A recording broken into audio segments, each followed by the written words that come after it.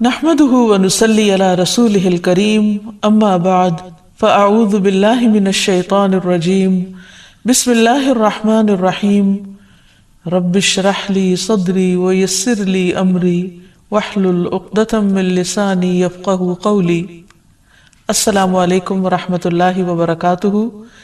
اے اللہ، اے ہمارے رب، تیرے ہی لیے ہر قسم کی تعریف ہے جس سے کہ آسمان بھر جائیں، زمین بھر جائے اور جو کچھ ان دونوں کے درمیان ہے وہ سب بھی، اور اس کے بعد ہر وہ چیز جسے تو چاہے کہ وہ بھر جائے، یعنی تیری تعریف سے بھر جائے۔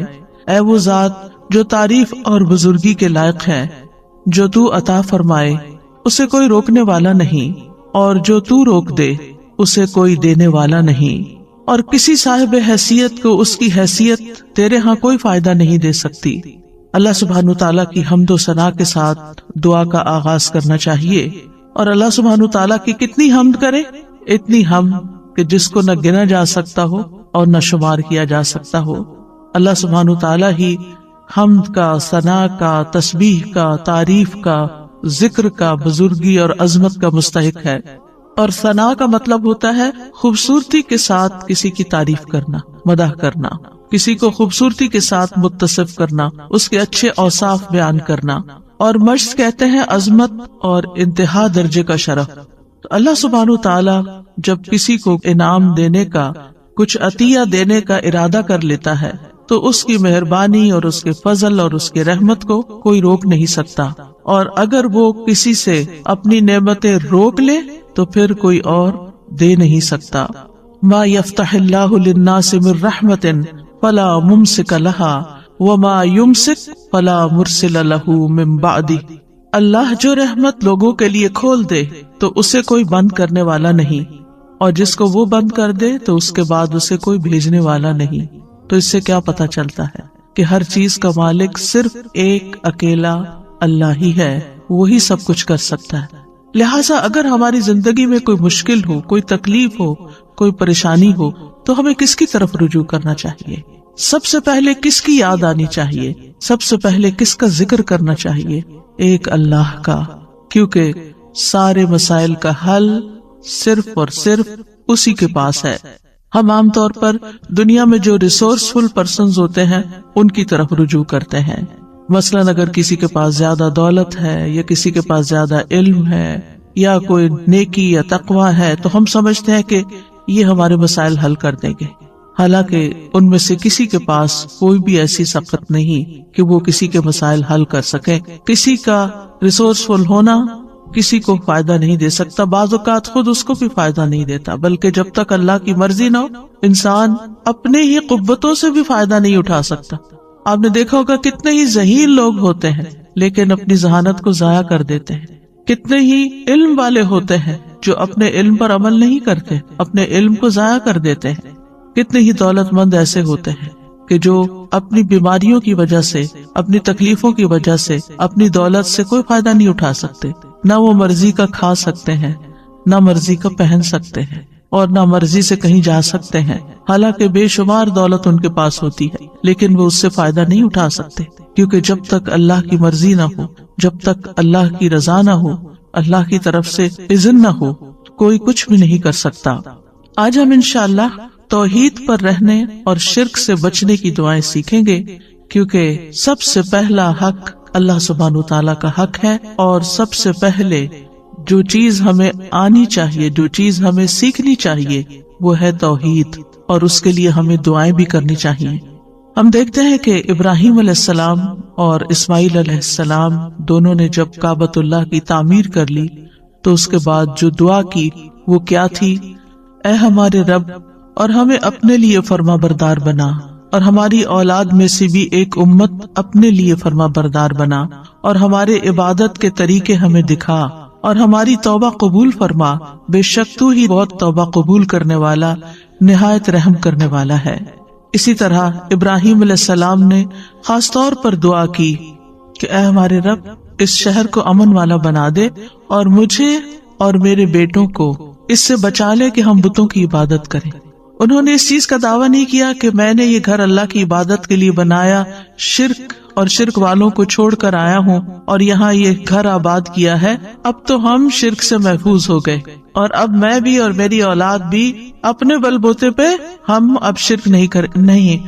انہوں نے اپنے آپ پر بھی اعتماد نہیں کیا، انہوں نے یہ نہیں کہا چونکہ میں تو شرک سے بچنے کے لیے آگ میں بھی کود پڑا تو مجھ پہ شرک کہاں اثر کر سکتا ہے۔ نہیں، جب تک اللہ سبحانہ تعالیٰ نہیں بچاتا تو کوئی بھی نہیں بچ سکتا۔ لا حول ولا قوت الا باللہ۔ لہٰذا انہوں نے دعا کی کہ اللہ مجھے بھی بچا لے اور میرے بچوں کو بھی بچا لے کہ ہم بتوں کی عبادت کریں۔ یونس علیہ السلام جب مچھلی کے پیٹ میں گئے تو اس وقت انہوں نے کیا دعا کی؟ لا الہ الا انت سبحانک انی کنت من الظالمین۔ اللہ سبحانہ تعالیٰ کی توحید کا ذکر سب سے پہلے کیا، کیونکہ لا الہ الا اللہ سب سے افضل کلمہ ہے۔ لا الہ الا اللہ نجات کی کنجی ہے، جنت کی کنجی ہے۔ جس طرح نماز کی کنجی طہارت ہے، حج کی مفتاح یا حج کی کنجی جو ہے وہ احرام ہے، تو اسی طرح جنت میں جانے کے لیے لا الہ الا اللہ چاہیے۔ یہ سب سے افضل کلام ہے، اور اس لا الہ الا اللہ کا سیکھنا ہر ایک پر واجب ہے۔ یونس علیہ السلام نے کہا لا الہ الا انت سبحانک انی کنت من الظالمین، کہ تیرے سوا کوئی الہ نہیں، تو پاک ہے، بے شک میں ہی ظالموں میں سے ہوں۔ اور پھر وہ کلمہ جو تمام انبیاء نے حج کے موقع پر عرفہ میں پڑھا، وہ سب سے بہترین کلمہ جس کو قرار دیا گیا وہ ہے لا الہ الا اللہ وحدہ لا شریک لہ لہ الملک و لہ الحمد وہو علی کل شیء قدیر، کہ اللہ کے سوا کوئی معبود نہیں، وہ اکیلا ہے، ساری بادشاہت اسی کی ہے اور ساری تعریف بھی اسی کی ہے، اور وہ ہر چیز پر قادر ہے۔ جہاں ہمیں اپنی توحید کو خالص کرنے کے لیے ان کلمات کا ذکر کرنا چاہیے، وہاں دوسری طرف کفر اور شرک اور نفاق سے بچنے کی دعائیں بھی کرنی چاہیے۔ اللہم انی اعوذ بک من الکفر والفقر، اللہم انی اعوذ بک من عذاب القبر، لا الہ الا انت۔ اے اللہ میں کفر سے اور فقر سے تیری پناہ میں آتا ہوں، اے اللہ میں عذاب قبر سے تیری پناہ میں آتا ہوں، تیرے سوا کوئی معبود نہیں۔ اللہ اللہ ربی لا اشرک بہ شیئا، اللہ ہی میرا رب ہے، میں اس کے ساتھ کسی چیز کو شریک نہیں کرتا۔ اور پھر اللہم انی اعوذ بک ان اشرک بک وانا اعلم واستغفرک لما لا اعلم۔ اے اللہ میں تیری پناہ میں آتا ہوں اس بات سے کہ میں جان بوجھ کر تیرے ساتھ کسی کو شریک کروں، اور جو میں نہیں جانتا ہوں اس کے لیے تجھ سے مغفرت طلب کرتا ہوں۔ اور اسی طرح اللہم لک اسلمت وبک آمنت وعلیک توکلت وإلیک انبت وبک خاصمت، اللہم انی اعوذ بعزتک لا الہ الا انت ان تضلنی، انت الحی الذی لا یموت والجن والانس یموتون۔ اے اللہ میں نے تیری فرما برداری کی، میں تجھ پر ایمان لایا، تجھ پر توکل کیا، تیری طرف رجوع کیا، تیری ہی مدد سے لڑا۔ اے اللہ میں تیری عزت کے ذریعے اس بات سے پناہ مانگتا ہوں کہ تو مجھے گمراہ کرے۔ یعنی اللہ سبحانہ تعالیٰ کی توحید کا اقرار کرتے کرتے دعا کیا مانگی کہ تو مجھے گمراہ نہ کرنا، کیونکہ ہدایت تو صرف اللہ کے ہاتھ میں ہے، تیرے سوا کوئی معبود نہیں، تو زندہ ہے جس کو کبھی موت نہیں آئے گی، اور جن و انس سب کے سب مر جائیں گے۔ تو یہاں پر آپ دیکھیے کہ ایک طرف ہمیں توحید خالص حاصل کرنے کی دعائیں کرنی ہے اور اس کا اقرار کرنا ہے اور اظہار کرنا ہے۔ اگر آپ کو یاد ہو جو دعا کے میں نے ابتدائی لیکچرز دیے تھے تو اس میں میں نے دعا کی 3 قسمیں بتائی تھی، اور اس میں سب سے پہلی قسم دعا کی کیا تھی؟ توحید کا اقرار، لا الہ الا اللہ۔ یعنی لا الہ الا اللہ کا اگر آپ تکرار کر رہے ہیں، صرف اپنی توحید کا اظہار کر رہے ہیں، تو یہ سب سے بڑی دعا ہے، یہی دعا ہے، کیونکہ آپ اللہ سبحانہ تعالیٰ پر ہی انحصار کر رہے ہیں، اپنا سب کچھ اسی کے سپرد کر رہے ہیں۔ انسان دعا کب کرتا ہے؟ جب اس کی کوئی ضرورت ہوتی ہے، جب اس کو کوئی پریشانی ہوتی ہے، جب اس پر کوئی غم ہوتا ہے، جب وہ کسی بیماری کا شکار ہو جاتا ہے، جب اس کو کوئی مالی معاملات پیش آ رہے ہوتے ہیں جو مشکل ہو جاتے ہیں، تو ایسے اوقات میں ہم اللہ سے دعا کرتے ہیں۔ کیوں کرتے ہیں؟ کہ اللہ تعالیٰ اس مشکل کو دور کر سکتا ہے۔ اور جب ہم صرف اللہ تعالیٰ کی توحید بیان کرتے ہیں کہ اور کوئی الہ ہے ہی نہیں، اور کوئی مددگار ہی نہیں، اور کوئی کارساز ہی نہیں، اور کوئی دکھ دور کرنے والا ہی نہیں، اور کوئی مشکل سے نکالنے والا ہی نہیں، تو دراصل ہم اس بات کا اقرار کر رہے ہوتے ہیں اور رنج و غم سے نکلنے کی دعا کیا بتائی گئی؟ اللہ اللہ ربی لا اشرک بہ شیئا. اس میں مانگا تو کچھ نہیں، صرف ہم یہ کہہ رہے ہیں کہ اللہ میرا رب ہے اور میں اس کے ساتھ کسی کو بھی شریک نہیں کرتا. اپنی توحید کو خالص کر رہے ہیں، کیونکہ آپ اس بات کا زبان حال سے اقرار کر رہے ہیں کہ آپ کی یہ بے بسی، لاچارگی، تکلیف، پریشانی صرف ایک اللہ ہی دور کر سکتا ہے. اور جتنا زیادہ آپ اپنی توحید کو خالص کرتے چلے جاتے ہیں اتنا ہی آپ اللہ کو راضی کرتے چلے جاتے ہیں. کیونکہ اللہ سبحانہ وتعالیٰ کو سب سے زیادہ جو چیز ناراض کرتی ہے وہ شرک ہے. شرک کیا ہے؟ ظلم عظیم ہے. اللہ سبحانہ وتعالیٰ سب چیزیں معاف کر دے گا لیکن شرک کو معاف نہیں کرے گا.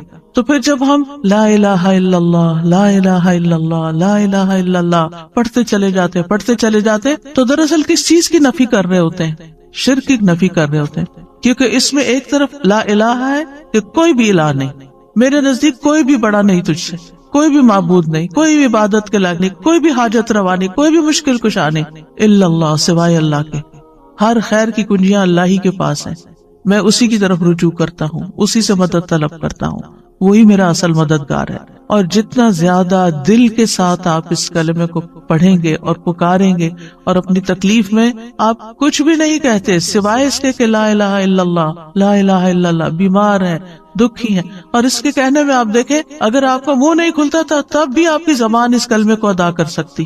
یعنی آپ کو اسے بولنے کے لیے نہ اپنے ہونٹ ہلانے پڑتے نہ اپنے حلق کو تکلیف دینی پڑتی، کچھ بھی نہیں، لا الہ الا اللہ لا الہ الا اللہ. اور آپ دیکھیں اگر آپ پریشان ہو، دکھ میں ہو، غم میں ہو، مسائل میں گھرے ہوئے ہو اور آپ کو کچھ سمجھ نہ آ رہی ہو تو بس صرف اتنا پڑھنا شروع کر دیں لا الہ الا اللہ اور شرک سے بیزاری کا اظہار شروع کر دیں.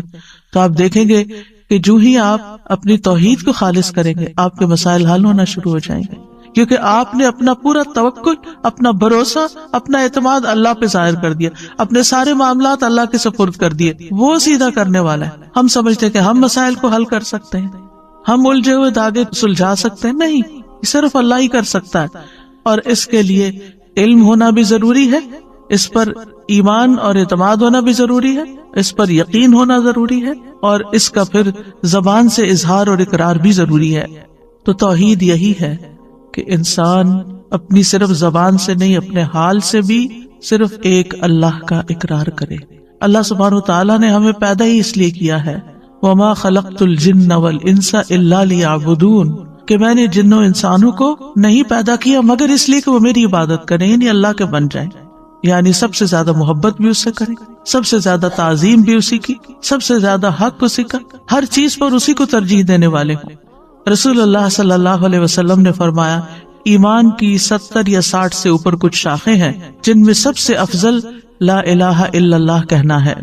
اور جب لا الہ الا اللہ انسان کہتا ہے تو ہر چیز کی نفی کر دیتا ہے، چاہے وہ انسان ہو، چاہے وہ جن ہو، چاہے وہ فرشتے ہوں، چاہے وہ حیوانات ہوں، چاہے وہ نباتات ہوں، چاہے وہ پہاڑ اور جمادات ہوں، کوئی بھی، سب کی نفی. ان میں سے کوئی ایک بھی معبود نہیں، کیونکہ جن قوموں نے شرک کیا انہوں نے کبھی انسانوں کو اپنا الہ بنا لیا، جیسے فرعون نے کہا تھا انا ربکم الاعلی، میں تمہارا سب سے بڑا رب ہوں. یہ تکبر کی انتہا ہے. تو لوگوں نے اس کو کیا مانا ہوا تھا؟ وہ کہتا ہے کیا تم میرے علاوہ کسی الہ کو جانتے ہو؟ میں ہی تمہارا الہ ہوں. تو لوگوں نے بھی اس کو الہ مان لیا. تو بہت سے جو قوموں نے شرک کیا انہوں نے انسانوں کو واقعی اپنا معبود بنا لیا اور ان کے آگے وہ جھکے بھی. بدھا کو کیا سمجھتے ہیں لوگ؟ عیسیٰ علیہ السلام کو کیا بنا لیا؟ اللہ کے بیٹے کے علاوہ الہ بھی بنا دیا. تو نیک لوگوں کو لوگوں نے اپنا الہ بنا لیا. مسلمانوں کے اندر بھی آپ دیکھیں کہ کسی درجے میں بزرگوں کی، نیک لوگوں کی، تقوی والوں کی ایک خاص ایسی عقیدت ہوتی ہے جو انہیں نعوذ باللہ اللہ کے مقام یا اس کے برابر کر دیتی ہے کہ یہی ہمارے سب کچھ ہے، یہی ہمیں سب کچھ دیں گے، انہی کی وجہ سے ہی سب کچھ ہے. یہی تو شرک ہے. اللہ سبحانہ تعالیٰ کو کسی کی ضرورت ہے؟ کسی کی بھی ضرورت نہیں ہے. کوئی ساری زندگی بھی سجدے میں پڑا رہے تو اللہ کا حق ادا نہیں کر سکتا، ایک نعمت کا حق ادا نہیں کر سکتا. کہاں یہ کہ وہ یہ سمجھے کہ میں چھوٹی موٹی ٹوٹی پوٹی عبادت کر کے کچھ بن گیا ہوں اور اب لوگوں کے مسائل کا حل میرے ہاتھ میں ہے. کسی کے ہاتھ میں نہیں ہے.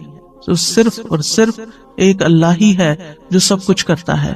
پھر آپ دیکھیں اہل عرب نے فرشتوں کو اللہ کی بیٹیاں بنا کے ان کی پوجا شروع کر دی تھی، ان کے بت بنا کے رکھ لیے تھے. اور وہ سمجھتے تھے کہ یہ ہماری مشکلات آسان کرتی ہیں اور یہ ہمارے فائدے کی ہے. وہ ان کے نام کی نظر نیاز کرتے، ان کے نام کے چڑھاوے چڑھاتے، ان کے نام پہ جانور ذبح کرتے، بہت کچھ ان کی طرف سے کرتے. تو لا الہ الا اللہ، کوئی فرشتے بھی نہیں. پھر لوگوں نے جنوں کو بھی الہ بنا لیا. سورۃ الجن میں اس کا ذکر ملتا ہے کہ وہ ان سے ڈرتے تھے، ان سے خوف کھاتے تھے، اور جب سفر کرتے اور رات کو کہیں پڑاؤ کرنا ہوتا، کسی وادی میں ٹھہرتے تو کہتے ہم اس وادی کے جن کی پناہ طلب کرتے ہیں کہ وہ ہمیں ہر طرح کے شر سے بچائے، یعنی یہاں جو کیڑے مکوڑے ہیں یا اور کوئی دشمن ہے ان سب کے شر سے ہمیں یہ جنوں کا سردار بچا لے. نعوذ باللہ، یہ بھی بہت بڑا شرک ہے. پھر اسی طرح کچھ لوگوں نے پتھروں کے بت بنا لیے، ان کو پوجتے، کچھ نے درختوں کو بت بنا لیا. اور اب تو آپ دیکھیے کہ کروڑوں کی تعداد میں ہے. جس چیز سے انسان ڈرے، آگ سے ڈرے، پانی سے ڈرے، ان سب چیزوں کو اپنا الہ بنا لیا. اسلام ایک واحد ایسا دین ہے کہ جس میں سب سے زیادہ جس چیز کی امپورٹنس ہے اور جس کے بغیر کوئی مسلمان ہی نہیں ہوتا، وہ ہے یہ کلمہ لا الہ الا اللہ، کہ ہم ہر ایک کی نفی کرتے ہیں، سب کو نگیٹ کرتے ہیں اور صرف اللہ سبحانہ تعالیٰ کو ہی اپنا الہ اور معبود سمجھتے ہیں. اور پھر توحید کا جو لفظ ہے یہ وحد یوحد سے ہے، جس کا معنی ہوتا ہے کسی چیز کو ایک بنانا. اسی سے اللہ تعالیٰ کی صفات ہیں الواحد الاحد. اور پھر اللہ تعالیٰ کو ایک ماننا اس کی ذات میں، اس کی صفات میں، یعنی اس کی ذات میں بھی کوئی شریک نہیں اور اس کی صفات میں بھی کوئی شریک نہیں. اس کی الوہیت میں یعنی اس کے الہ ہونے میں، اس کی ربوبیت میں رب ہونے میں، اس کے تمام اسماء و صفات میں وہ یکتا ہے. لیس کمثلہ شیء، کوئی چیز اس جیسی نہیں. وہو السمیع البصیر. امام ابن قیم توحید کی تعریف یوں بیان کرتے ہیں، توحید صرف بندے کے اس اقرار کو نہیں کہتے کہ اللہ کے سوا کوئی خالق نہیں، اور یہ کہ اللہ ہر چیز کا رب اور اس کا بادشاہ ہے، جیسا کہ بتوں کی پرستش کرنے والے اس کا اقرار کرتے ہیں لیکن پھر بھی وہ مشرک ہے. یعنی اللہ کو ایک ماننا اس معنی میں کہ وہی خالق ہے، وہی مالک اور رب ہے، بادشاہ ہے، لیکن ساتھ یہ دیویاں بھی ہیں، تو یہ بھی شرک ہو جاتا ہے. یعنی کچھ لوگ اللہ تعالیٰ کی کچھ صفات میں اس کو ایک مانتے ہیں اور باقی میں دوسروں کو بھی شریک کر دیتے ہیں. وہ کہتے ہیں، اور بڑی خوبصورت تعریف ہے یہ توحید کی اور ہمیں سمجھنی چاہیے اچھی طرح، کہ توحید اللہ کی محبت، اس کے سامنے جھک جانے، اس کے دروازے پر عاجزی اور انکساری کرنے، اس کی اطاعت میں کمال فرما برداری کرنے، اس کی عبادت میں کمال اخلاص اختیار کرنے، اور اپنے تمام اقوال اور افعال میں اس کے بلند چہرے اور رضا کا ارادہ کرنے پر مشتمل ہے. اسی کے لیے روک لینے، اسی کے لیے عطا کرنے، اسی کے لیے محبت کرنے اور اسی کے لیے نفرت کرنے پر مشتمل ہے. یہ ہے توحید. یعنی توحید میں صرف اتنا کافی نہیں کہ ہم کہیں کہ ہم پتھروں کے بتوں کو یا انسان اور جنات اور ان کو نہیں مانتے، بلکہ اس کے ساتھ ساتھ یعنی محبت بھی سب سے بڑھ کر اللہ سے، والذین آمنوا اشد حبا للہ. سجدہ بھی صرف اسی کے لیے، کسی اور کے لیے نہیں، کسی اور کے آگے نہیں جھکنا. عاجزی اور انکساری کی انتہا صرف اسی کے لیے. اطاعت میں کمال فرما برداری اسی کی. عبادت میں اخلاص اسی کے لیے. اور پھر ہم جو باتیں کریں، اقوال افعال، ہمارے جو بھی کام ہیں، صرف اللہ کو راضی اور خوش کرنے کے لیے کریں. اس کا مقصد یہ نہ ہو کہ لوگ ہم سے خوش ہو جائیں، لوگ ہم سے راضی ہو جائیں تاکہ وہ ہمیں کچھ فائدے پہنچا سکیں. یعنی لوگوں کی خوشامد کرنا، لوگوں کی تعریف اس لیے کرنا تاکہ ان سے ہمیں کچھ بینیفٹس مل جائیں. نہیں، جب کسی کو یہ پتا چلتا ہے کہ کوئی اس کی تعریف کسی مقصد کے لیے کر رہا ہے تو کیسا لگتا ہے. یعنی آپ اپنے آپ کو رکھ کے دیکھیں، اگر آپ کو یہ پتا چلے کہ سامنے والا کسی مقصد مطلب کے لیے میری تعریف کر رہا ہے تو آپ کو وہ تعریف کیسے لگے گی؟ گھن آئے گی، بہت بری لگے گی، بیزار ہوں گے آپ اس سے. اس لیے ہمارے دین نے ہمیں اس سے بھی روکا ہے کہ لوگوں کی تعریف یا لوگوں کے ساتھ خیر خواہی یا اچھا اخلاق، ایون جو اسمائل کرنا ہے، یہ سب چیزیں بھی اللہ کے لیے کرو. اس لیے نہیں کرو کہ آپ کو ان سے کوئی فائدہ مل جائے. یعنی وہ بہت سے طریقے بتائے ہوتے ہیں کہ آپ یہ اور یہ کام کریں تو پھر آپ کو لوگوں کی محبت حاصل ہو جائے گی. محبت تو اللہ ڈالتا ہے دلوں میں. آپ 100 چیزیں کر لیں، نہیں محبت کسی کی لے سکتے. آپ محبت خرید نہیں سکتے. آپ جتنی چاہے کسی کی خدمت کر لیں، جتنی چاہیں کسی کی چاکری کر لیں، لیکن آپ اس کی محبت نہیں لے سکتے جب تک کہ اللہ آپ کے لیے اس کے دل میں محبت نہ ڈالے. ان الذین آمنوا وعملوا الصالحات سیجعل لهم الرحمن ودا. جو اللہ کی طرف رجوع کر لیتے ہیں نا، اللہ کے بن جاتے ہیں، ایمان لے آتے ہیں، نیک عمل کرنے لگتے ہیں، ضرور رحمان لوگوں کے دلوں میں ان کی محبت پیدا کر دے گا. آپ اللہ کے بن جائیں، مخلوق آپ سے محبت خود ہی کرنے لگے گی. بندوں سے محبت کسی مطلب مقصد کے لیے نہ کریں. آپ دیکھیں کہ بعض بچے والدین کی کوئی رسپیکٹ نہیں کرتے، لیکن انہیں جب والدین سے کچھ چاہیے ہوتا تو پھر وہ ان کی کچھ تعریف وغیرہ کر دیتے ہیں. مطلبی محبت، خود غرضی کی محبت، دنیاوی فائدے حاصل کرنے کی محبت نہیں.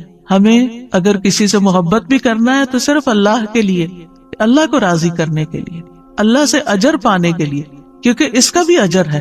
جب ہم اچھے اخلاق سے کسی سے پیش آتے ہیں، ہم کسی کی مدد کرتے ہیں، ہم کسی کی خدمت کرتے ہیں، ہم کسی کے کام آتے ہیں، اور اگر ہم اپنے دل میں یہ دہراتے ہیں یہ میں صرف اللہ کے لیے ہے، اس کا اجر میں اللہ سے چاہتا ہوں، اس کا بدلہ میں اللہ سے چاہتا ہوں، تو آپ دیکھیں گے کہ سامنے والا شکریہ کہے یا نہ کہے، آپ کو دعا دے یا نہ دے، آپ کی تعریف کرے یا نہ کرے، آپ کو بدلہ دے یا نہ دے، نہ آپ کا دل ٹوٹے گا، نہ آپ کا اطمینان اور چین خراب ہوگا، کچھ بھی نہیں ہوگا آپ کو. آپ کتنے مضبوط انسان بن جائیں گے، کیونکہ آپ نے اس کے لیے تو کیا ہی نہیں. آپ نے جس کے لیے کیا اس نے دیکھ لیا، اور اس پر آپ کا پکا یقین ہے کہ اس نے تو بدلہ دینا ہی دینا نا، کیونکہ وہ کسی کا احسان نہیں رکھتا. یعنی ہماری نماز، ان صلاتی ونسکی ومحیای ومماتی للہ رب العالمین، پہلی دو باتیں تو سمجھ آتی ہیں. بھئی نماز اللہ کے لیے بھی، سجدہ اللہ کے لیے کرو، قبلے کی طرف رخ کرو، اللہ کا ذکر کرو، قربانی کرتے ہوئے بھی اللہ کا نام لو، یہ تو بات سمجھ میں آتی ہے. لیکن محیای و مماتی، میری زندگی اور موت اللہ کے لیے. جی، پیدائش سے لے کر موت تک کے جتنے بھی کام کر رہے ہو نا، وہ بھی اللہ کے لیے، وہ بھی اللہ کو خوش کرنے کے لیے. بندوں کے پیچھے بھاگنا چھوڑ دو، اللہ کو خوش کرو، اللہ کو راضی کرو، یہی توحید ہے. اور جب اللہ کو راضی کرو گے نا، اللہ سبحانہ وتعالیٰ دفاع بھی کرے گا تمہارا، تمہاری مدد کرے گا. تو تم سوچ بھی نہیں سکتے کہ کس کس تدبیر سے وہ تمہیں فائدہ پہنچائے گا، کہاں کہاں سے. یعنی بعض اوقات ہم کسی چیز کے ضرورت مند ہوتے ہیں، ویسے کوئی بیماری آ گئی ہے، کوئی مصیبت اور تکلیف آ گئی ہے، ہم اس کے لیے دعائیں کر رہے ہوتے ہیں، پھر ہمیں شفا ہو جاتی ہے. ہم سوچتے ہیں یہ ہم نے دعائیں کی تھی نا، وہ میری دعا قبول ہو گئی، پھر اپنے کو کریڈٹ دے رہے ہوتے ہیں، میری دعا سے، آپ کی دعا سے یہ ہوا. یہ کتنا عام جملہ ہے، آپ کی دعا سے یہ فلاں کام ہو گیا. آپ کو کس نے بتایا کہ اس نے واقعی اتنی اچھی دعا کی، اور واقعی دعا کی بھی ہے یا نہیں کی؟ یہ ہم نے ایک تکیہ کلام بنا لی، آپ کی دعاؤں سے یہ سب کچھ ہو گیا. اگلے کو پتہ بھی نہیں ہوتا کون سی دعائیں، اللہ کی رحمت سے. اور یہ ہو سکتا ہے کہ آپ کی دعا، میری دعا، اس کی دعا، اس کی دعا، اس سے ہی صحیح کچھ ہوا ہو، کہ ہمارے پاس کوئی گارنٹی نہیں، ہمارے پاس کوئی یقینی علم نہیں ہے، ہمیں کہاں سے پتا چلا. بات یہ ہے کہ آپ دعا کی بات کریں، آپ کو نہیں معلوم، ہو سکتا ہے آپ نے کسی ایسے وقت میں کسی شدید بھوکے کو کھانا کھلایا ہو اور آپ کھلا کے بھول چکے ہوں، اور اللہ نے آپ کی وہ نیکی لکھ لی، اور اس وقت جب آپ شدید تکلیف میں تھے تو اس نیکی کا بدلہ آج آپ کو یوں ملا کہ آپ صحت مند ہو گئے. اللہ تعالیٰ جس طریقے سے مدد کرتا ہے بندوں کی، وہ آپ اپنی طرف سے خانوں میں مت بانٹے، اللہ نے یہ کر دیا، اللہ تعالیٰ یہ کر. اللہ کے بارے میں وہ باتیں کیوں کہتے ہو جن کا تمہیں علم ہی نہیں؟ یعنی یہ شرک سے بھی بڑی برائی ہے. وَأَن تَقُولُوا عَلَى اللَّهِ مَا لَا تَعْلَمُونَ، کہ تم اللہ کے بارے میں وہ باتیں کرو جن کا تمہیں علم ہی نہیں، تم جانتے بھی نہیں، اپنے پاس سے ہی اللہ کے ذمے لگا رہے ہو چیز. اللہ تعالیٰ سے حسن ظن رکھنا چاہیے، لیکن ہماری ساری زندگی میں توحید ہونی چاہیے. یعنی ہم چاہے نماز پڑھیں، چاہے روزہ رکھیں، اللہ تعالیٰ اسی لیے تو اس کی جزا خود دے گا کہ روزہ اللہ کے لیے ہوتا ہے. یعنی صرف اللہ ہی جانتا ہے کہ ہم نے روزہ رکھا یا نہیں، تو وہی اس کی جزا دے گا. اسی طرح وَأَتِمُّ الْحَجَّ وَالْعُمْرَةَ لِلَّهِ، حج اور عمرہ بھی صرف اللہ کے لیے کرو، اور باقی محیای و مماتی میں سب کچھ کور ہو جاتا ہے. بندوں کی خدمت، بندوں کے ساتھ حسن سلوک، ان کے برے رویے کے باوجود ان کے ساتھ احسان کا معاملہ کرنا، یہ آپ ایسے تھوڑی کر سکتے. کتنے ہی لوگ ہیں جو کسی کو معاف نہیں کر سکتے. اللہ اکبر، ایسے سنگ دل ہوتے ہیں. ٹھیک ہے، لوگوں کی بڑی بڑی زیادتیاں ہوتی ہیں، لیکن اسوہ حسنہ کیا کہتا ہے؟ نبی صلی اللہ علیہ وسلم کی سنت کیا کہتی؟ اگر وہ لوگوں کو معاف نہ کرتے تو کیا ایسے دین پھیلتا؟ انہوں نے معاف کیا، کس کے لیے؟ اللہ کے. صبر کیا، کس کے لیے؟ وَلِرَبِّكَ فَاصْبِرْ. جب ہم کہتے ہیں نا صبر نہیں ہوتا، نہیں، اگر آپ اللہ کی خاطر کریں گے تو وہ صبر بھی ہو جائے گا، اللہ کی خاطر کریں گے تو شکر بھی ہو جائے گا، اللہ کی خاطر کریں گے ہر بڑے سے بڑا، مشکل سے مشکل کام اللہ کے لیے آپ کر سکتے ہیں. کیونکہ آپ کہتے ہیں میں اللہ کے لیے کر رہا ہوں. ہم بندوں کے سامنے سٹبن ہو جاتے ہیں، ضدی ہو جاتے ہیں، ان کے ساتھ مقابلے پہ اتر آتے ہیں کیونکہ انہوں نے ہمارے ساتھ یہ کیا تو ہم ان کو ایسے مزہ چکھائیں گے. یہ ساری چیزیں، لیکن اللہ سبحانہ وتعالیٰ کے ساتھ ہمارا معاملہ عاجزی اور انکساری کا. ہم اللہ کی خاطر ٹوٹ سکتے ہیں، اللہ کی خاطر اگر ہماری کوئی عزت نہیں کرتا تو ہم اس کو برداشت کر سکتے ہیں، کیونکہ عزت تو ساری اللہ کے لیے ہے. تو عز من تشاء و تذل من تشاء، تو جسے چاہتا ہے عزت دیتا ہے، تو جسے چاہتا ہے ذلت دیتا ہے. بیدک الخیر انک علی کل شیء قدیر.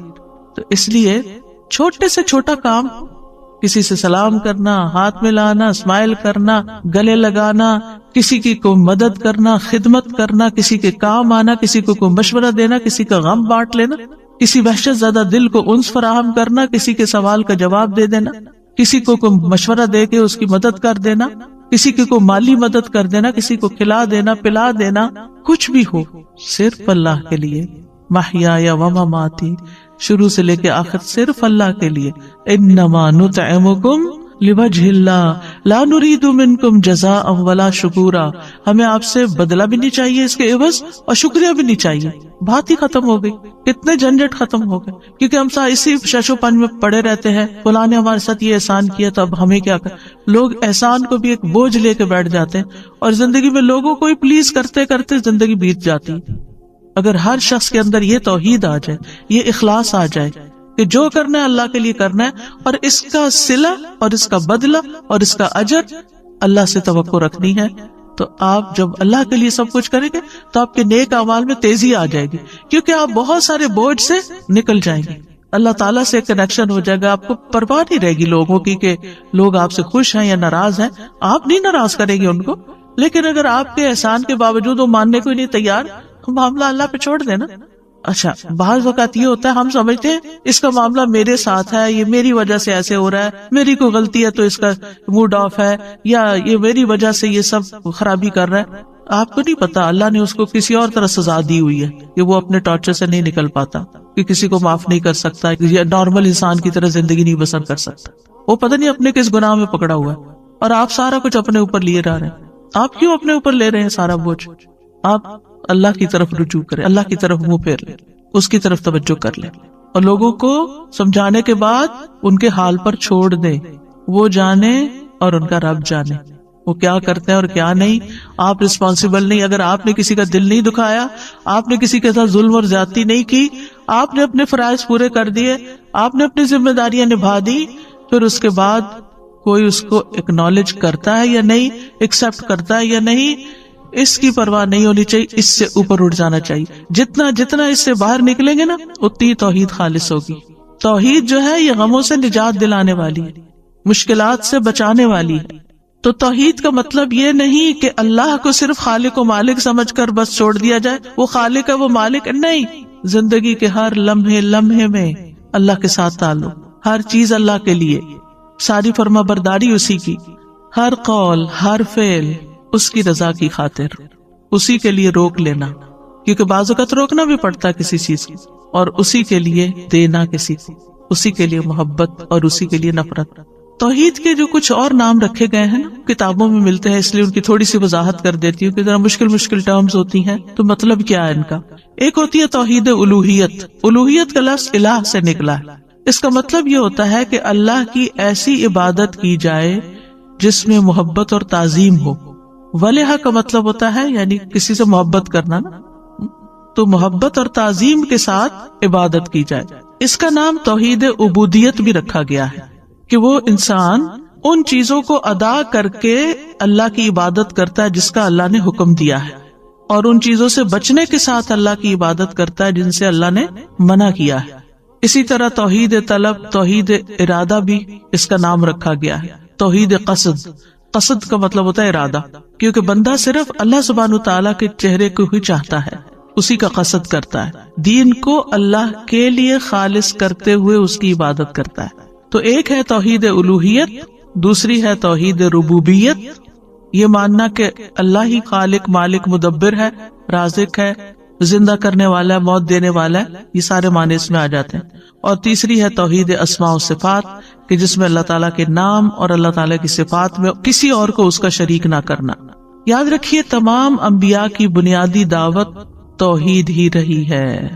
سورۃ الاعراف کو اگر پڑھیں تو اس میں آپ دیکھیں نوح علیہ السلام کا ذکر آتا ہے، حضرت ہود کا ذکر آتا ہے، حضرت صالح کا ذکر آتا ہے، حضرت شعیب کا ذکر آتا ہے. سب کا ذکر کرنے کے بعد ایک ہی عبارت آتی ہے، فقال یا قوم اعبدوا اللہ ما لکم من الہ غیرہ، یا قوم اعبدوا اللہ ما لکم من الہ غیرہ، یا قوم اعبدوا اللہ ما لکم من الہ غیرہ، یا قوم اعبدوا اللہ ما لکم من الہ غیرہ. ہر پیغمبر نے آ کے ایک ہی جملہ دہرایا کہ لوگو اللہ کی عبادت کرو جس کے سوا تمہارا کوئی الہ نہیں، تمہارا کوئی معبود نہیں. نبی صلی اللہ علیہ وسلم نے اپنی تبلیغ کا آغاز کس سے کیا تھا؟ لا الہ الا اللہ سے کیا تھا. یا ایھا الناس قولوا لا الہ الا اللہ تفلحوا، اے لوگو لا الہ الا اللہ کہو فلاح پا جاؤ گے. لا الہ الا اللہ دراصل انسان کو ہر چیز کی غلامی سے، سلیوری سے نجات دلا کے صرف اللہ کا بناتا ہے. یعنی جب آپ بندوں سے خوف کھاتے رہتے ہیں نا تو آپ بندوں کے غلام ہوتے ہیں. جب آپ کسی بندے سے اتنی محبت کرتے ہیں جیسے اللہ سے کرنی چاہیے تو آپ اس کے غلام بن جاتے ہیں. اس کی خوشی میں آپ کی خوشی ہے، اس کی ناراضگی میں آپ کی ناراضگی ہے. یہ غلامی نہیں تو اور کیا ہے؟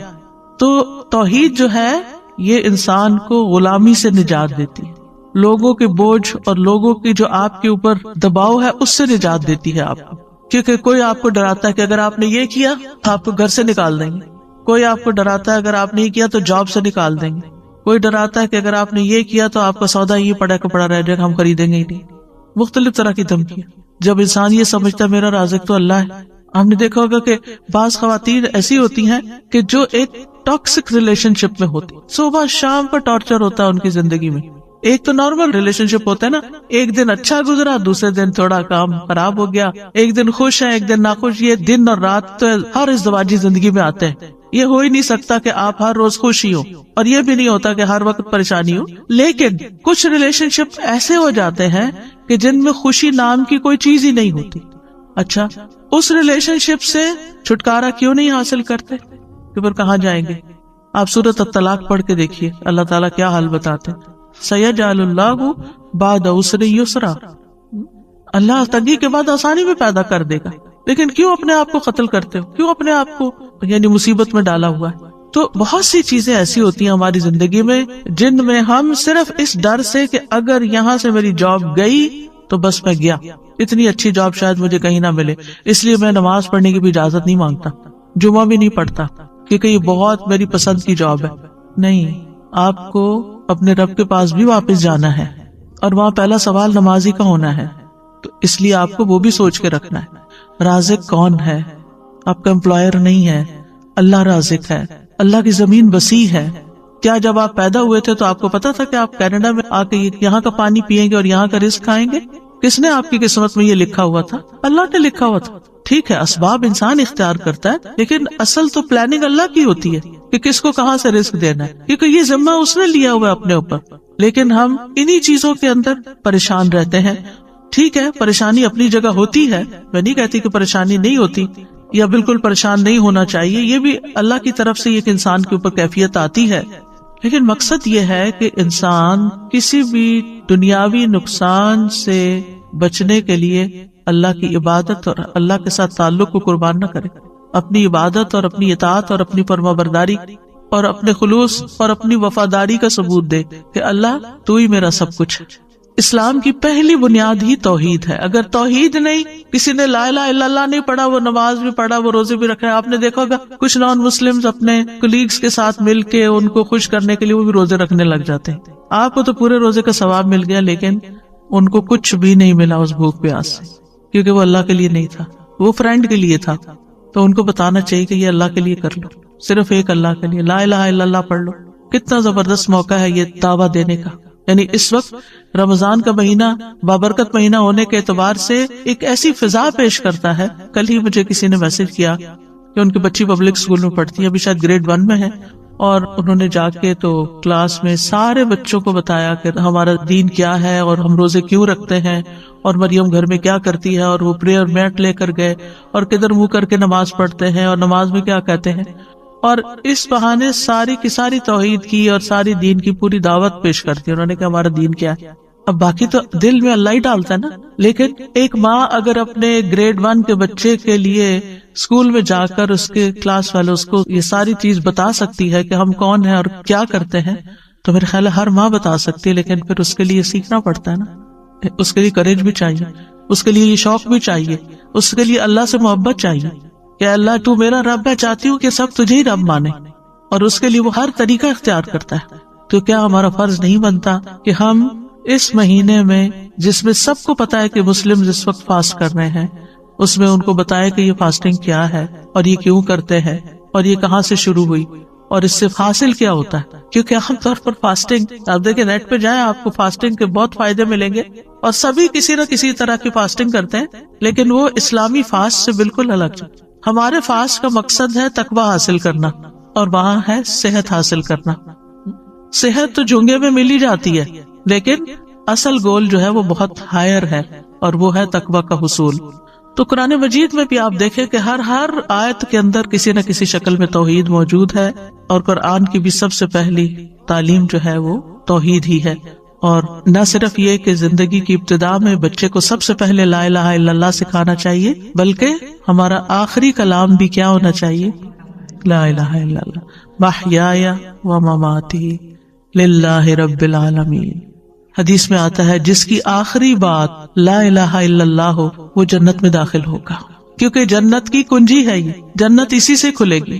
اور اگر سارے کام کوئی کرتا ہے لیکن لا الہ الا اللہ نہیں پڑھتا تو اس کے کوئی بھی عمل قبول نہیں.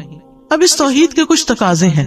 وہ تقاضے کیا ہیں؟ سب سے پہلے یہ کہ اللہ کو پہچانے کہ وہ ہے کون جس کو ہم اپنا معبود بنائے ہوئے.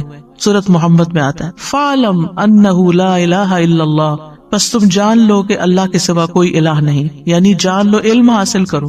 تو یاد رکھیے توحید کا علم حاصل کرنا ہر انسان پر فرض عین ہے، ہر ایک پر، خواہ کوئی بھی ہو، مرد ہو، عورت ہو، بچے ہو، بوڑھے ہو، جوان ہو، ہر رنگ نسل، سب کے لیے یہ علم حاصل کرنا فرض ہے. وہ طلب العلم فریضۃ، وہ کون سا علم ہے جس کا سیکھنا فرض ہے؟ وہ توحید کا علم ہے، عبادات کا علم ہے.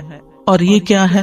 اللہ کے ایک الہ ہونے پر پورا یقین رکھنا، پھر اسی کے فرما بردار بن جانا. وَأَنِيبُوا إِلَىٰ رَبِّكُمْ وَأَسْلِمُوا لَهُ، اپنے رب کی طرف رجوع کرو اور اس کے فرما بردار بن جاؤ، اس کے لیے مسلمان بن جاؤ. اللہ اور اس کے رسول کی اطاعت کرنا، اطیعوا اللہ ورسولہ ان کنتم مؤمنین، اللہ کے لیے خالص ہونا. فاعبد اللہ مخلصا لہ الدین، سب سے بڑھ کر اللہ سے محبت ہونا، لوگوں کی بجائے اللہ سے ڈرنا، لوگوں کی بجائے اللہ سے ڈرنا. کیونکہ انسان جس سے ڈرتا ہے نا اسی کی مرضی کے کام شروع کر دیتا ہے. اگر ہم اللہ سے ڈرتے ہیں تو پھر اللہ کی عبادت کریں گے، اللہ ہی کی اطاعت کریں گے، اللہ تعالیٰ کے احکامات پر عمل کریں گے، اور جن چیزوں سے وہ روکتا ہے ان سے رک جائیں گے. پھر توحید کیا ہے؟ اختلافات میں اسی کی طرف رجوع کرنا. توحید یہ ہے کہ ہر معاملے میں، ہر مشکل میں اللہ کو کافی سمجھنا. وَتَوَكَّلْ عَلَى اللَّهِ وَكَفَى بِاللَّهِ وَكِيلًا، اسی پر بھروسہ کرنا، اسی کو اپنا مددگار سمجھنا. اور زندگی کے ہر معاملے میں ہمیں توکل کی ضرورت پیش آتی ہے. اب دیکھیں کہ بعض لوگ اپنے توہمات کی وجہ سے کہ کل کیا ہوگا، کل یہ نہ ہو جائے، کل وہ نہ ہو جائے، سب کچھ ہوتے ہوئے بھی خوف کا شکار رہتے اور اللہ پہ بھروسہ نہیں کرتے. صدقہ کیوں نہیں کرتے؟ کہ پیسہ جمع کر کے رکھنا ہے کہ بڑھاپے میں کام آئے گا. آپ سوچئے کہ کیا صدقہ بلاؤں کو نہیں ڈالتا؟ ٹھیک ہے آپ اپنے لیے سیونگ بھی کریں، لیکن اس کے ساتھ ساتھ صرف اپنے ہاتھ میں سیونگ نہیں کریں، کچھ سیونگ اللہ کے پاس بھی کر لیں کہ جہاں سے مسائل نے حل ہونا ہے. آج آپ دوسروں کے لیے کریں، کل اللہ تعالیٰ آپ کے لیے اسباب پیدا کر دے گا، اور اگر اللہ نے اسباب نہ پیدا کی تو آپ کے پیسے تجوریوں میں رہ جائیں گے، آپ کے کام پھر بھی نہیں آنے والے، وہ اور لے جائیں گے. کتنے ہی بوڑھے لوگ ایسے ہیں کہ جن کے پیسے بینکس میں رہ گئے، وہ دنیا سے چلے گئے اور ان کے گھر بھی چلے گئے، کوئی چیز کام نہ آئی، کوئی والی وارث نہ تھا پیچھے. تو اصل عقل مند انسان وہ ہے کہ جو اللہ پر بھروسہ کرتے ہوئے اللہ کی عبادت بھی کرتا ہے، اور جن چیزوں سے اللہ تعالیٰ خوش ہوتا ہے وہ کام بھی خوشی سے کرتا چلا جاتا ہے. اللہ سے راضی رہنا یہ بھی توحید کا حصہ ہے. ایک روایت میں آتا ہے، ابو سعید کہتے ہیں رسول اللہ صلی اللہ علیہ وسلم نے فرمایا، اے ابو سعید، جو اللہ کے رب ہونے پر، اسلام کے دین ہونے پر اور محمد صلی اللہ علیہ وسلم کے نبی ہونے پر راضی ہو گیا، اس کے لیے جنت واجب ہو گئی.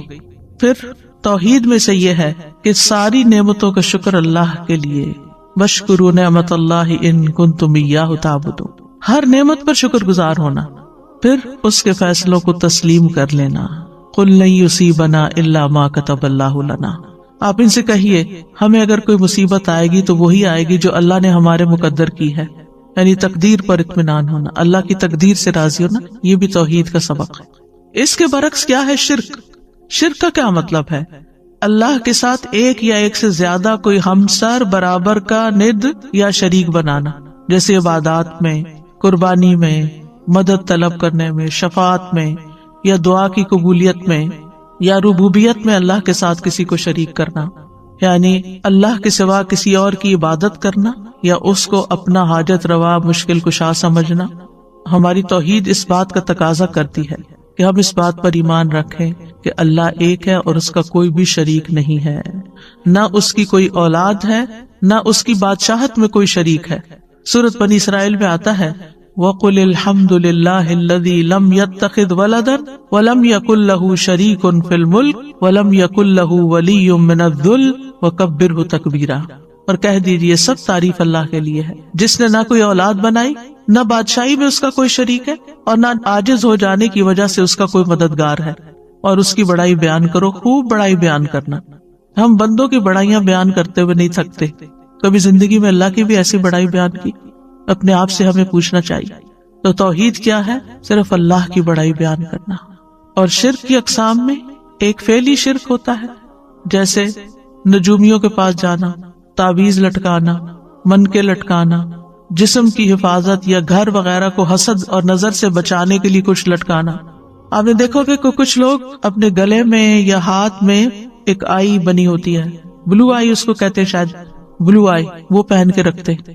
انا للہ و انا الیہ راجعون۔ کیا یہ بلو آئی ہمیں نظر اور حسد سے بچا لے گی؟ ہرگز نہیں۔ یہ عقیدہ رکھنا شرک ہے۔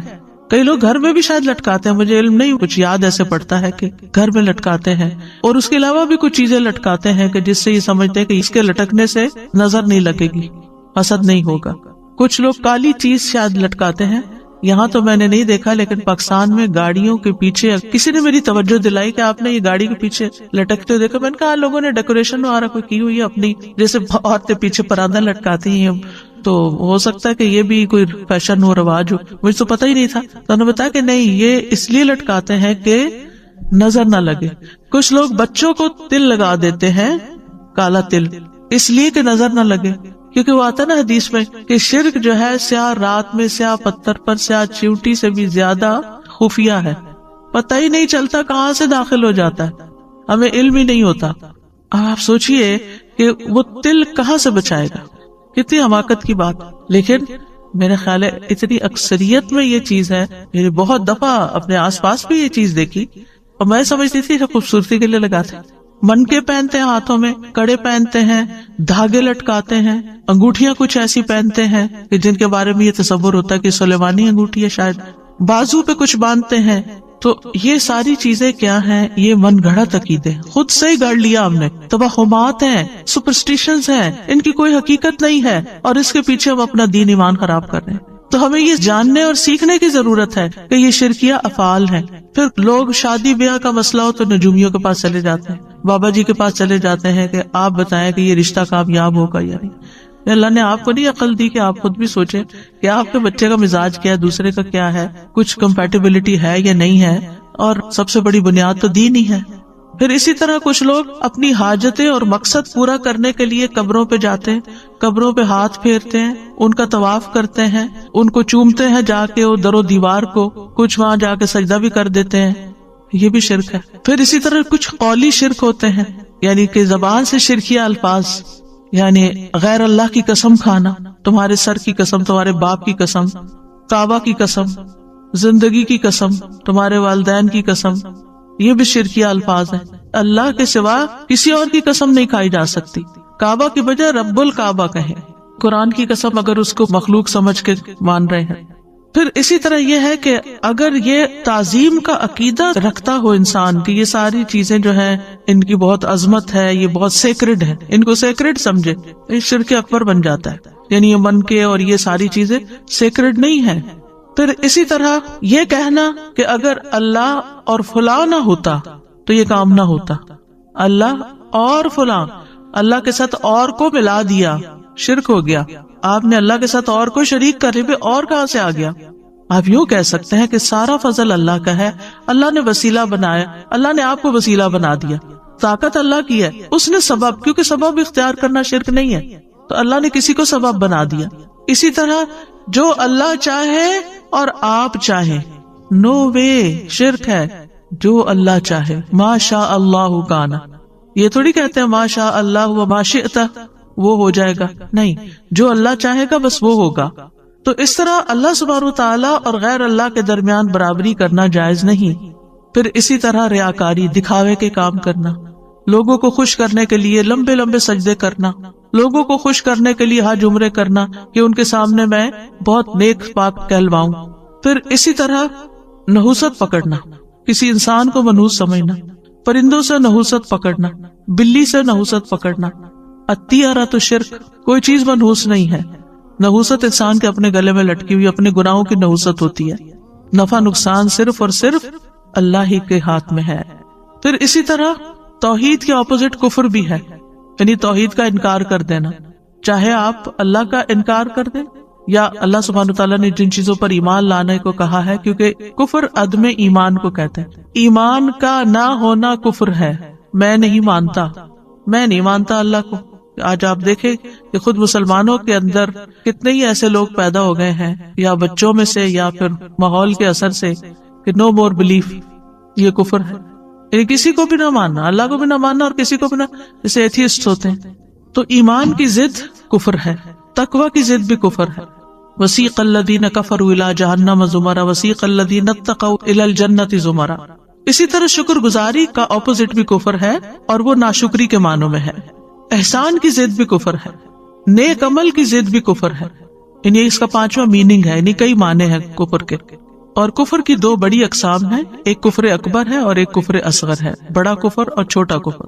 کفر اکبر وہ ہے جو انسان کو ملت سے خارج کر دیتا ہے، وہ مسلم امہ سے ہی نہیں رہتا.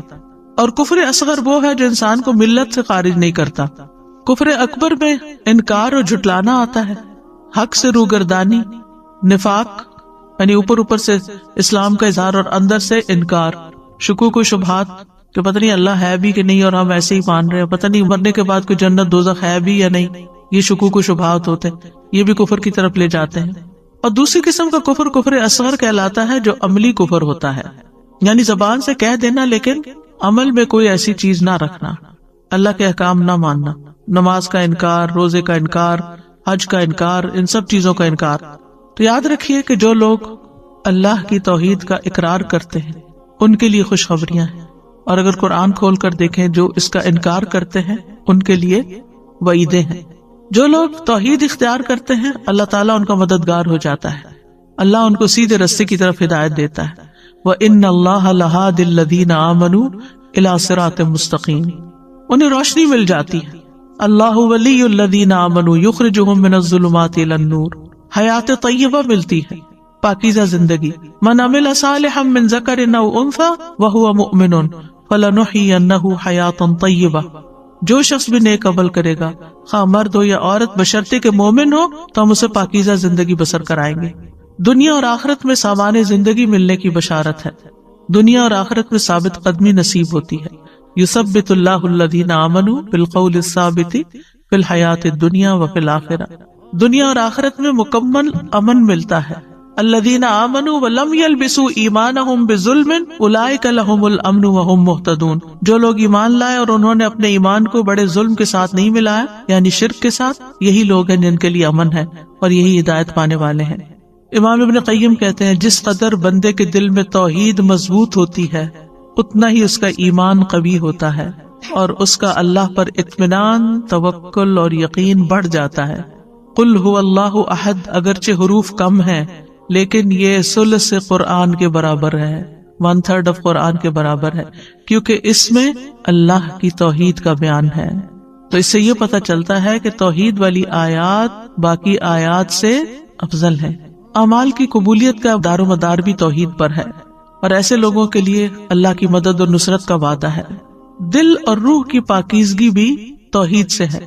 توحید ہی کی بنا پر، لا الہ الا اللہ کی بنا پر نبی صلی اللہ علیہ وسلم کی شفاعت ملے گی، گناہوں کی بخشش ہوگی. کبیرہ گناہوں کے باوجود بخشش ہو جائے گی. کبیرہ گناہ کیا ہے؟ جیسے چوری ہے، زنا ہے، لیکن اگر کوئی لا الہ الا اللہ پڑھتا ہے، انشاءاللہ اگر توبہ کر لی تو معاف ہو جائے گا، اور اگر توبہ نہیں کی اور مر گیا اور سزا ملی تو نبی صلی اللہ علیہ وسلم کی شفاعت اس کے لیے ہوگی. اسی طرح اگر کسی نے شراب نوشی کر لی یا کوئی اور ایسا کام، لیکن توحید پر ہے انسان، لا الہ الا اللہ پڑھتا ہے، تو آگ سے نکل آئے گا اور جنت میں داخلہ تو ہے ہی توحید پر مبنی. پھر شرک کرنے والوں کے لیے وعیدیں ہیں. شرک ظلم عظیم ہے، سب سے بڑا گناہ ہے، اللہ کے نزدیک سب سے زیادہ ناپسندیدہ عمل ہے، ناقابل معافی گناہ ہے. شرک کرنے والوں کے سارے نیک اعمال ضائع ہو جائیں گے. مسند احمد میں آتا ہے جب اللہ عز و جل اولین و آخرین کو اس دن جمع فرمائے گا جس میں کوئی شک و شبہ نہیں، تو ایک منادی آواز لگائے گا، کیا جو شخص کسی عمل میں جو اس نے اللہ تبارک و تعالیٰ کے لیے کیا کسی کو بھی شریک ٹھہراتا ہے، اسے چاہیے کہ اس کا ثواب بھی اللہ سبحانہ و تعالیٰ کے علاوہ کسی اور سے طلب کرے جس کے لیے وہ کیا تھا. اللہ تعالیٰ تمام شرکاء کے شرک سے بیزار ہے. یعنی اگر ہم اپنے نیک اعمال کو اللہ کے لیے نہیں کرتے، بندوں سے اجر پانے کے لیے اور بندوں کو خوش کرنے کے لیے کرتے ہیں، تو ان کا بھی قیامت کے دن کوئی اجر نہیں ہوگا. کیا کہا جائے گا؟ جن کو خوش کرنے کے لیے کیا تھا انہی سے جا کر اجر لو. پھر یہ کہ مشرک کے لیے جنت حرام ہے، اس کا ٹھکانہ ہمیشہ کے لیے جہنم ہے.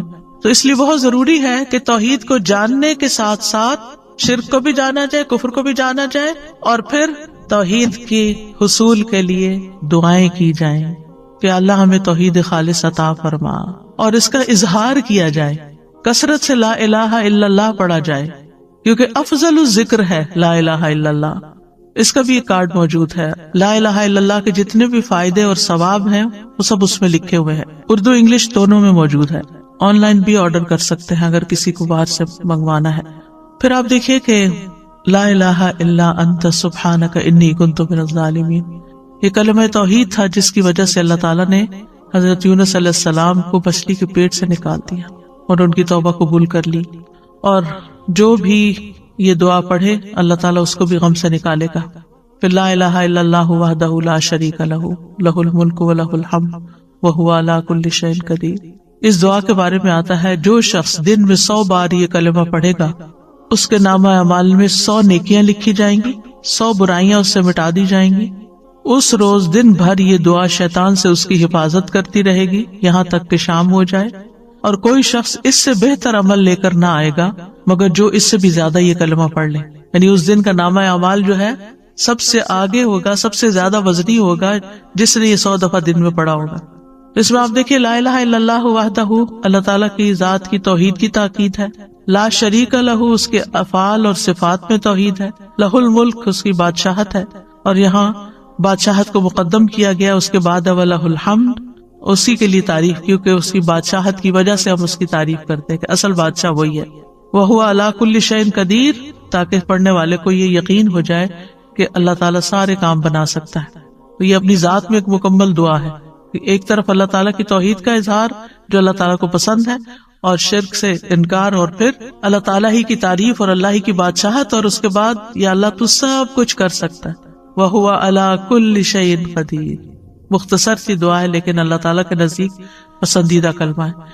سوتے وقت اس دعا کو پڑھنا چاہیے. اگر آپ سوتے وقت کے اذکار، ایک کتاب بھی ہے اور ایپ بھی ہے، اگر اس وقت روز پڑھیں تو حدیث میں آتا ہے جس نے اپنے بستر کی طرف آتے ہوئے یہ کہا لا الہ الا اللہ وحدہ لا شریک لہ لہ الملک و لہ الحمد وہو علی کل شیء قدیر لا حول ولا قوۃ الا باللہ العلی العظیم سبحان اللہ والحمد للہ ولا الہ الا اللہ واللہ اکبر، اس کے لیے اس کے گناہ یا اس کی خطائیں بخش دی جائیں گی اگرچہ وہ سمندر کی جھاگ کے برابر کیوں نہ ہو. دن بھر انسان بے شمار جانے انجانے میں بہت کچھ غلط کرتا رہتا ہے، تو ان سب چیزوں کی معافی بھی ہو جائے گی رات کو سوتے وقت. پھر رات کو اگر آنکھ کھل جائے تو پھر اس وقت تھوڑی سی تبدیلی کے ساتھ الحمدللہ و سبحان اللہ ولا الہ الا اللہ واللہ اکبر ولا حول ولا قوۃ الا باللہ پڑھ کر اللہم اغفر لی پڑھے. شروع میں وہی لا الہ الا اللہ وحدہ ہوگا. اگر یہ پڑھ کے انسان دعا کرے تو دعا قبول ہو جاتی ہے. پھر صبح شام 10 مرتبہ یہ کلمہ پڑھنے کے لیے کہا گیا. آپ دیکھیں کتنی دفعہ توحید کا اقرار ہو جائے گا. حدیث میں آتا ہے کہ صبح شام جس نے فجر کی نماز کے بعد 10 مرتبہ یہ کلمہ پڑھا اللہ عز و جل اس کے لیے 10 نیکیاں لکھے گا، 10 برائیاں معاف کر دے گا، اس کے 10 درجے بلند کرے گا، اور ان کلمات کا ثواب اسماعیل علیہ السلام کی اولاد میں سے 2 غلام آزاد کرنے کے برابر ہوگا۔ 10 منٹ بھی نہیں لگتے، بہت تھوڑا ٹائم لگتا ہے، 10 صفحہ پڑھا جاتا ہے، اور اگر شام کو بھی اسی طرح پڑھے گا تو یہی اجر و ثواب ملے گا، یعنی مغرب کی نماز کے بعد پڑھ لیں۔ مغرب کی نماز کے بعد جو پڑھنے والا ہے اس میں تھوڑے سے الفاظ کا فرق ہے، لا الہ الا اللہ وحدہ لا شریک لہ لہ الملک ولہ الحمد یحیی و یمیت وہو علی کل شیء قدیر۔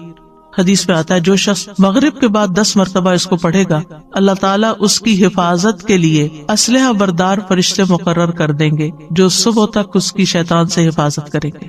کتنی خوبصورت دعا ہے۔ پھر اسی طرح بازار میں داخل ہوتے وقت اگر کوئی پڑھتا ہے لا الہ الا اللہ وحدہ لا شریک لہ لہ الملک ولہ الحمد یحیی و یمیت وہو حی لا یموت بیدہ الخیر وہو علی کل شیء قدیر، تو اللہ تعالیٰ اس کے لیے 10 لاکھ نیکیاں لکھتا ہے، 10 لاکھ گناہ معاف کرتا ہے، اور اس کے لیے جنت میں گھر تعمیر کرتا ہے۔ کیا وجہ کہ بازار میں اس کو پڑھنے کا اتنا کیوں ثواب؟